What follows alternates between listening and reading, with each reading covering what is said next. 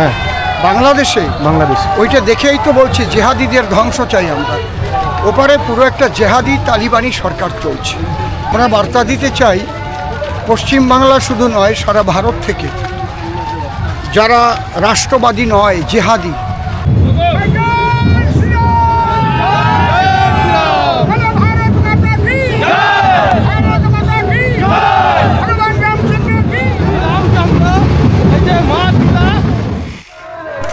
জয় শ্রীরাম, হর হর মহাদেব। তো বন্ধুরা সবাই কেমন আছেন? আশা করি সবাই ভালোই আছেন। তো এক শোভাযাত্রা বের হয়, হ্যাঁ রামনবমীর দিনে এক শোভাযাত্রা বের হয়। সেখানে আসেন কবিয়াল অসীম সরকার। সেই অসীম সরকার এসে তিনি কি বলেন সেই শোভাযাত্রায় এসে, তো আমরা সেই সম্পর্কে আজকে আমরা শুনবো। হ্যাঁ, এটি চাকদা, নদিয়ার চাকদা ঘেটুগাছি গ্রাম পঞ্চায়েতে মণ্ডলহাটে এক বিরাট কিন্তু শোভাযাত্রা বের হয়। সেই শোভাযাত্রায় হাজার হাজার মানুষ অংশগ্রহণ করে। এখানে কিন্তু সব রকমের, যেমন মতুয়া সম্প্রদায় এবং যারা বৈষ্ণব সম্প্রদায় সবাই কিন্তু এসে অংশগ্রহণ করে এই শোভাযাত্রায়। কবিয়াল অসীম সরকার তিনি কি বলেছিলেন সবাইকে, তো সেই সম্পর্কে আমরা শুনবো। শুধু তাই না, তিনি বাংলাদেশের সম্পর্কেও কিন্তু অনেক কথা বলেছেন, সেই সম্পর্কে আমরা শুনবো। তো সঙ্গে থাকুন, আশা করি ভালো লাগবে।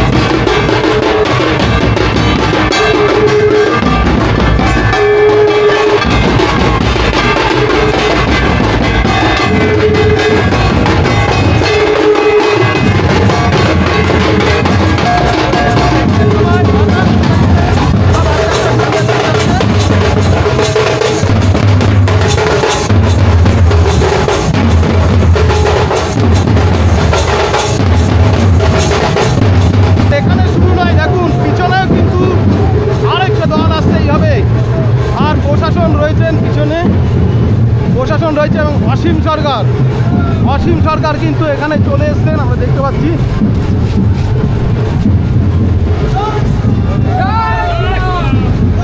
অসীম সরকার রয়েছেন, দেখুন।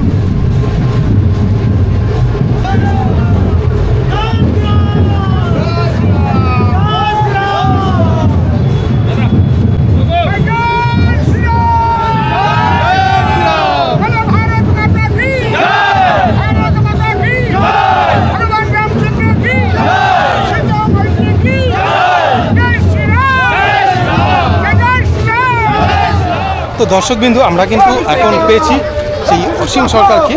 উনি কিন্তু ওয়ার্ল্ড বিখ্যাত একজন কবিয়াল।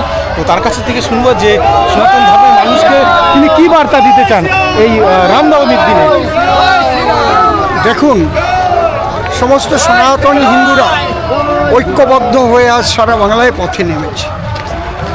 আজ যুগ পুরুষোত্তম ভগবান শ্রী শ্রী রামচন্দ্রের রামনবমী অর্থাৎ জন্ম জয়ন্তী, তৎসঙ্গে ভারতীয় জনতা পার্টির ৪৫তম প্রতিষ্ঠা দিবস। দুটো শুভ দিনই আমাদের কাছে আজকে। আমরা বার্তা দিতে চাই পশ্চিমবাংলা শুধু নয়, সারা ভারত থেকে যারা রাষ্ট্রবাদী নয়, জেহাদি, সেই জেহাদিদের ধ্বংস হোক। যারা রাষ্ট্রবাদী হিন্দু, মুসলমান, খ্রিস্টান, বৌদ্ধ, শিখ, জৈন, পার্সি সবাই আমরা ভারতবাসী। এই বোধে যারা ভারত মাতাকে ভালোবাসবেন তারাই আমরা একই সঙ্গে থাকবো, তারাই ভাই ভাই। আচ্ছা, আমরা যে ওপারে দেখতে পাচ্ছি নানান রকম সমস্যা রয়েছে, তো তাদের বিষয়ে তারা এখন কি করতে পারে? আমাদের ওপারে অর্থাৎ বাংলাদেশে, হ্যাঁ বাংলাদেশে ওইটা দেখেই তো বলছি জেহাদিদের ধ্বংস চাই আমরা। ওপারে পুরো একটা জেহাদি তালিবানি সরকার চলছে। ওইটা দেখেই তো পশ্চিমবাংলাটাও এখন সেই এখন দিকে যাচ্ছে। পশ্চিমবাংলাও তো ইদানিং সেই শুরু হয়ে দিকেই গেছে। যাচ্ছে। সেই জন্যেই হিন্দুরা ঐক্যবদ্ধ হতে বাধ্য হয়েছে, এটা বাধ্য করেছে সনাতনীদের ঐক্যবদ্ধ হতে। এই চিন্তাধারা কিন্তু 10 বছর আগেও আগে ছিল না। কারণ যখন আপনার সামনে ধর্ম সংকট এসে যাবে তখন তো আপনাকে রুখে দাঁড়াতেই হবে না। দাঁড়াতেই হবে। আমাদের স্বয়ং শ্রী রামচন্দ্র করেছিলেন এবং শ্রীকৃষ্ণের হাতেও সেই চক্র রয়েছেন। এই জন্যে রামচন্দ্র দেখুন, ভল্লুক বানর সবাই একত্রিত হয়ে রামের সঙ্গে কেন যোগ দিল? দেখলো যে শ্রীরামচন্দ্রের স্ত্রী হরণ হয়ে গেছে, মা সীতা পর্যন্ত হরণ হয়ে গেছে, আমাদের বউ তো আর নাই। বুঝতে পারছেন? 26,000 চাকরি গেছে এখানে।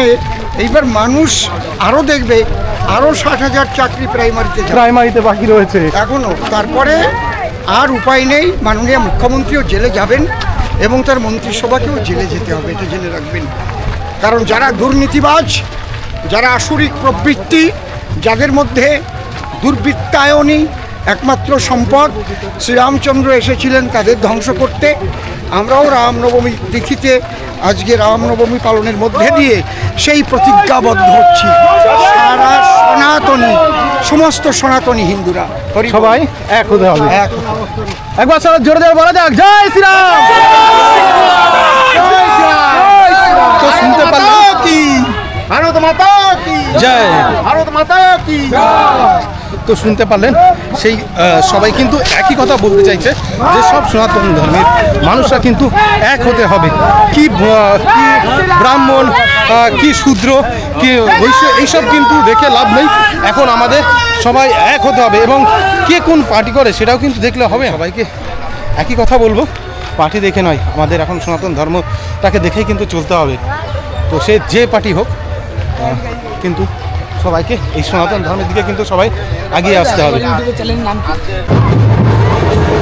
এখানে অখণ্ড ভারতবর্ষের একটা